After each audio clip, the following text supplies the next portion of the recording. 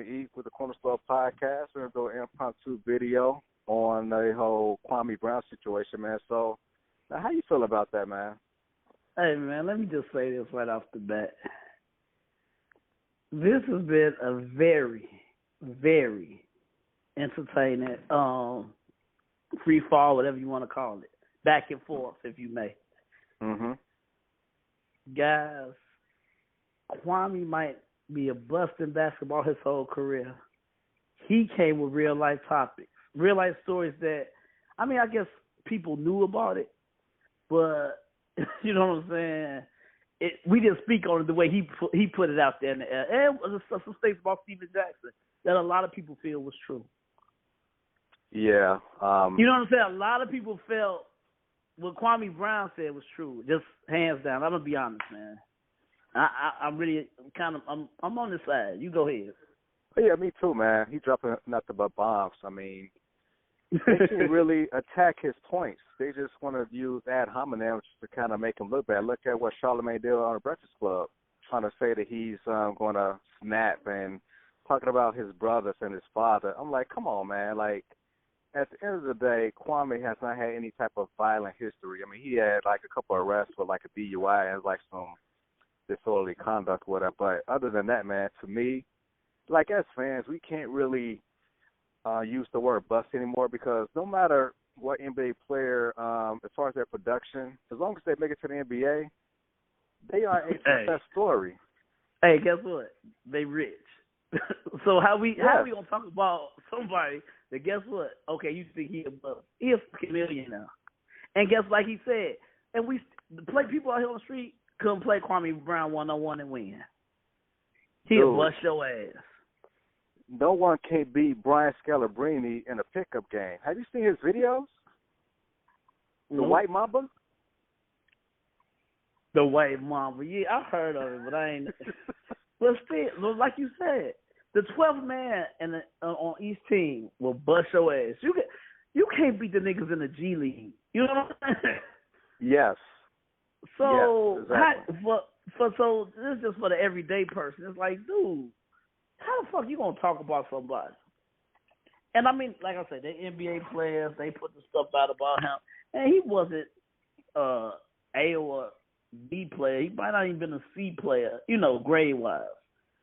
But he was an NBA player. What you think? I would give him a C player. I mean, honestly though, man, he played 12 years in the league. He made $65 million throughout his whole 12-year tenure. I mean, he was a serviceable player, but unfortunately, as far as the 01 draft, it really wasn't a good draft anyway. And by the way that he explained it, he really wasn't supposed to go number one. But Michael picked him with the understanding that they was going to get Elton Brand from the Bulls. But that kind of failed because of Abe Poland. So Michael Jordan got double-crossed. But, you know, as far as, like, these players being, quote-unquote, busts, I can't really put the onus on players as being busts. You got to put the onus on these teams because these teams are worth billions of dollars, and they have to rely on their scouting and their agents or whatever to kind of get the scoop on these players' habits and everything. So I mean, yeah, man. I mean, they have to do their jobs and make sure that they get the right fit because just as much as the player has to bust their ass to like get into the league, still the teams, they got to get their politics in order just to make sure that they put that player in the right situation. Mm-hmm. Yeah. Let me ask you something. Okay. Going back to the bus thing, and like you said, you count on the scouting and stuff. Mm-hmm. I hear players all the time, retired players, or I listen like Keyshawn, him and Jay Will in the morning. They'll say, it's the coaches. You got to coach me up. I might have the talent in the world. I'm here. You don't put the coaches involved? Okay, you're asking me, are the coaches also to blame, or whether it turns out? Well, you want to say somebody's a bust. If Tim Couch had a better quarterback in Cleveland, a better coach in Cleveland, you know what I'm saying? When he had been a star, we thought he was going to be in college. As far as mentioning the whole politics of like the team, that entails like the coaches, the GMs, and the medical team. I mean, everything falls under the umbrella as far as the whole office politics of each team. So I mean, like imagine if Tom Brady was drafted by the Bears. Do you think he'll be Tom Brady? I mean, you have Nope. to be in a perfect situation in order to maximize all your potential. And you going back? Okay, you are, like you said. So you're not going just coach. You're going the whole tree, top of the tree on down. Everything has to fall in line in order for like. Drew Brees had to get hurt. He had to have Mo Lewis knock his ass clean out. Right. Yes, and he had a chance to go to the Dolphins, but the Dolphins medical team, they didn't trust that his shoulder was going to hold up, so that's why he ended up going to New Orleans. So, sometimes you said Drew Brees, not Drew Brees, Drew Bledsoe. I'm sorry. Oh, Drew Bledsoe. I mean, okay. I mean, if Drew Bledsoe, you know what I'm saying? Yeah, if Drew Bledsoe don't run out of bounds, Mo Lewis hit him, Tom Brady doesn't come in and becomes Tom Brady. I mean, you know what? As long as Tom Brady was in New England, I think he would have still been Tom Brady. He was just the next man up. He was the next man up. But you got to remember, before the injury, Drew Bledsoe just got a contract. Drew Bledsoe had already gotten New England to the Super Bowl. Right. So Drew Bledsoe had already got it. So he was the start. You think it might have been like a Brett Favre, Aaron Rodgers thing? Because if you think about that, guess what? Aaron Rodgers only got one Super Bowl. Yeah, that's true. And as far as Bledsoe getting new money, do you think that they would have had like a Jimmy G situation, which like they can't really keep Brady on the team for like that much longer because they already invested in Drew Bledsoe? Speak that shit. Now you see where I'm coming from. That's all I'm saying. So like what you were saying, everything got to fall in line. The stars got to align, whatever. You know what I'm saying? To get this. For things to work out like this, to be a great person and vice versa, to be a bust. You guys see what I'm saying? Oh, yeah. I mean, the same way the luck made Tom Brady, it's the same way bad luck made Ryan Leaf. You kind of see what I'm saying? Yes, exactly. Ryan Leaf everybody thought he was going to be it. Maybe he would have been it if he got drafted by a different team, if he had a different coach, if his running back wasn't injured that season. You know what I'm saying? Shit like that. Yes, everything has to fall in line. I mean, like, LeBron James wouldn't be LeBron James today if everything in the previous 17 years have not fallen in line. People that's listening to us, this is a little special guest today. I mean, a little special insert we doing with this Kwame Brown thing, and that's trickled over to Rob pissing me off. Okay. I love LeBron, and I want to say that you're right, but you're being condescendingly right. You like LeBron right. needed all this, but I was right. Dude, did you see? Okay, listen. He got hard fouled. I get it. He got hard fouled. I mean, as far as the way that he fell, it looked a lot worse live versus looking at the replay. Because if you watch it, when he fell, when you watch it live, it looked like LeBron hit the back of his head, didn't it? You're right. It looked like the back of his head hit the floor. His head did whiplash, but it never hit the floor. But, like, his first reaction was to grab the back of his head with, like, both his hands, like he bust his fucking head wide open, and that wasn't the case. And then he started reaching down for his calf or his ankle. That wasn't hurt. Then he had put his arm over his head like he was going to sleep. I'm like LeBron, come on, man. Like, which one is it? Is it the back of your head? Is it your eye, or is it your ankle, your knee, your calf? I mean, no. He is the worst actor. The dude said that on Facebook today. I meant to call you this morning when I read it. In the caption, it said, it's like he said, is it your eye? Is it your head? Is it your neck? Is it your mouth? Is it Uchi Wally Wally, or is it one Mike? I said, wow. Oh my God. That's a classic. I want to say if it was on the Def Jam, some kid on the Def Jam did it, but when he said, was it Uchi Wally Wally or was it one Mike? Wow. Hey, if you get a chance, try to send that to me so that way I could put it in the in the video. Yeah. Definitely, G. Yeah, man. But just to get it back to the Lakers, yeah, man. Congratulations on them for advancing to the 7th seed, and one hell of a shot by LeBron. I mean, he literally just had to hover some shot up, and of course he kind of played off the fact that his eyes hurt. Like, oh yeah, I had to shoot shoot the middle of three different hoops. Like Bron, I mean, you are so much of a great player. You don't have to do this fuck shit. You don't have to do it. Damn. Let me tell you something. Great shot by LeBron. I'm telling you, I won't go to state to beat Memphis because I really want to see Utah lose in the first round of Golden State. I really do. Also, you just don't want to face Utah in the second round. Well, y'all got to get past Phoenix first. Right. We would meet them in the second round. Smart ass. We'd be meeting if Utah's the number one seed. So if we beat Phoenix, we would have to play the winner of the third or sixth seed, which I feel will be the Portland Trailblazers. And I think it'll be Lakers and Blazers again. Semi-final round. You think the Blazers are going to beat the Clippers? The Denver Nuggets. The Denver Nuggets. The Denver. Okay. Yeah. And then I haven't seen Dallas. The seedings yet.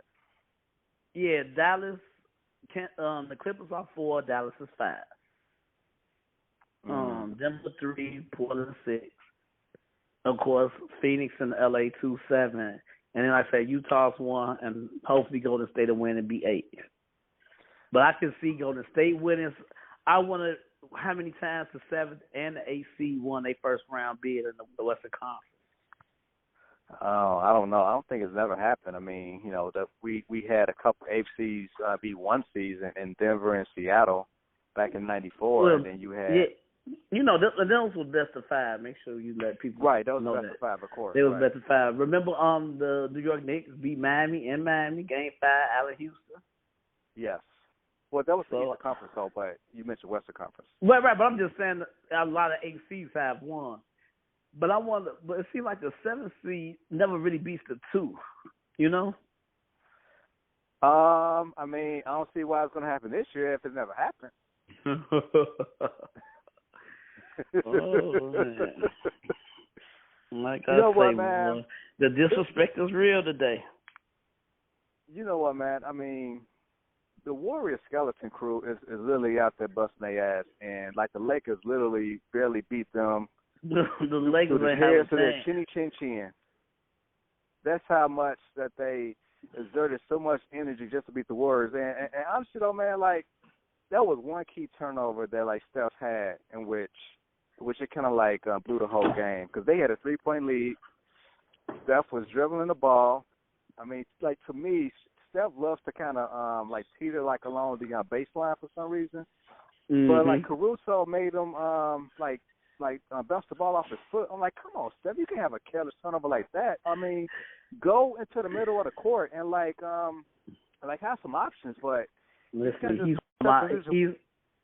mean to cut you off. He's my top 3 player in the league who I love to watch play, man. Oh yeah, he has a lot. He throws a lot of costly turnovers. I mean, it never really get brought up. It never gets brought up really, but he throws. He throw them at the wrong time. It's like I'm telling you, there's times I'm like, this dude is really fucking the game up, but I know he gonna hit 2 or 3 threes in a row and make up for it. But he is very turnover prone. And for the record, for that last sequence, Steph Curry got fouled by Anthony Davis because Davis had actually hooked his arm. That's why Steph went after the ball with just his right arm. So that should have been like one foul shot and still a ball off to the side. Damn. Fouled. Why don't you just add 5 more points? Shit. Hey, I'll call it like it is. I hear you. Man, gee, well, we got a great season coming up. This is my favorite part of the year, basketball playoffs. I mean, that, and of course the NFL playoffs. But this is Stars Are Born, and I'm gonna let you know right now, the Brooklyn Nets, they're going to lose to the 76ers this year in the Eastern Conference Finals. I'm convinced. Well, regardless whoever comes out the East, if the Lakers happen to get out of the West, they're going to face a real Eastern Conference team this time. Right, this ain't no cakewalk. Well, right. You don't feel Miami was a real East. You don't think Miami was a real, You know what? Miami was the real deal, but the Lakers lucked out in which Dragic and Adebayo literally got hurt in the first game. Yeah. Okay. And then Jimmy tweaked his ankle in the first game as well, and he was kind of gingerly in the second game, and then he kind of gained some steam later on in the series. But like the Lakers caught so many breaks throughout last year's playoff, and playing yeah, in that. We did. Yeah, playing in that Black Lives Matter basketball tournament sponsored by Disney and the NBA. You the most condescending person I know.